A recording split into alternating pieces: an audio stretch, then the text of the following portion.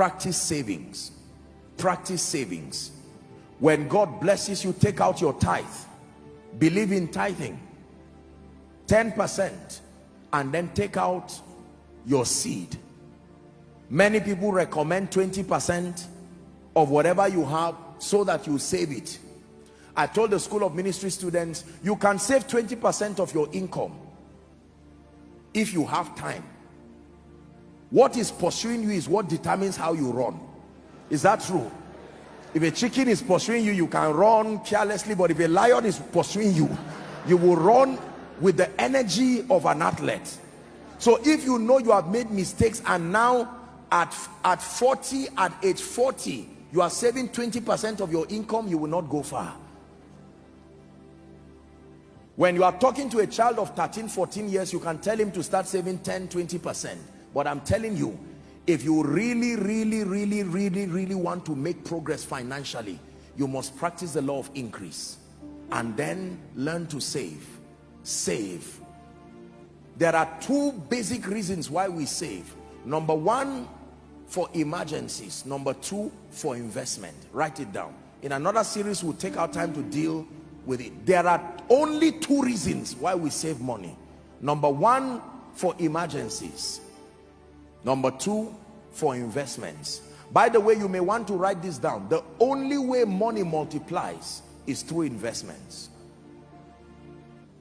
There is no other way. The only way money multiplies is through investments. What is investment? Acquisition of assets. That is for another series. Wealthy people never take on any liability and expenditure until they can show the assets that will pay for it.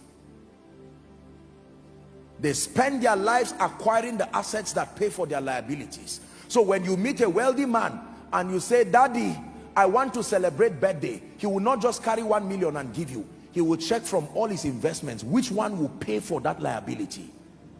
If there is no investment that pays for it, he will be patient. That is the economy of the wealthy. The only way money grows, ladies and gentlemen, please hear me, investments. In another series, we may not have time to teach that now, but it is important for you to know that the law of increase is very important. You need to experience increase, not just the arrival of financial resources. Almost everybody here with decent planning, no matter what level, you can put something together while you are praying. Lord, open doors of favor for me. But then you are practicing your savings and you are putting something down. God can now open a door for you, and then you have abundant financial resources. Every time you spend everything you have, know that your future is crying. Every time you spend everything you have, you just punished your future. Practice frugality, the absence of wastage, justifiable expenditures. Be frugal, especially where you are rising. There are people who can afford to be, quite luxurious with their lives because they have paid the price to build systems that can replenish. Where you are starting and where you are rising, you must be frugal. Can I be honest with you? You know that you are really making progress financially when people underestimate your real worth, because you reduce yourself many levels below your true worth so that you can grow. People should not be able to look at you and estimate and say, you are 10 million, you are 1 billion, you are 500 million, you are 200 million, you are 500,000. No, you should leave many layers below your true worth as a sacrifice to truly get to the wealthy place. That is the philosophy of wealthy people. A man may be a millionaire, and yet you still see him living a modest life, being frugal. The day you see him acting as if he's a millionaire, he has become a billionaire since. So if you join him just because you made 1 or 2 million, I hope you know a millionaire is not one who has 1 million or 2 million.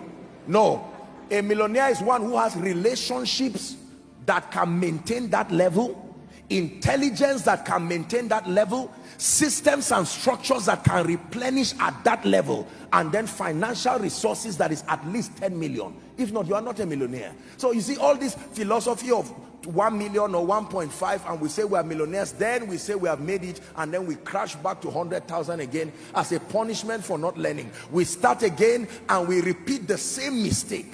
Life is a brutal teacher. It will teach you as many times as you need to learn. Painful teaching tonight, but a profitable one. Are we learning? The law of increase. For the sake of this series, the next time we're going to look at the law of relation, and then we'll look at the law of investments. And you'll be learning that investment is not just about money. Like prosperity, there are 5 levels of investment: spiritual investment, mental investment, investment in your body, and financial investment. And then we'll be learning how to store wealth. It's one thing to have so much, but you must know how to store it. The Bible says strong men retain wealth. There are people who have risen to 1 billion, billions, and 10 years after they crash back to the point that they cannot bring 200,000. It's a terrible life. That's not God's design for us. It is the reason why in Africa we do not perpetuate wealth, because it starts and ends with us. You start from 0 naira, you rise to 1 billion. By the end of your life, you're -1. Your children start, they balance up that to 0 and start again. It's not supposed to be so.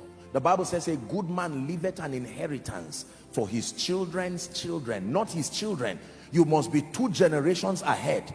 That's how you measure your success.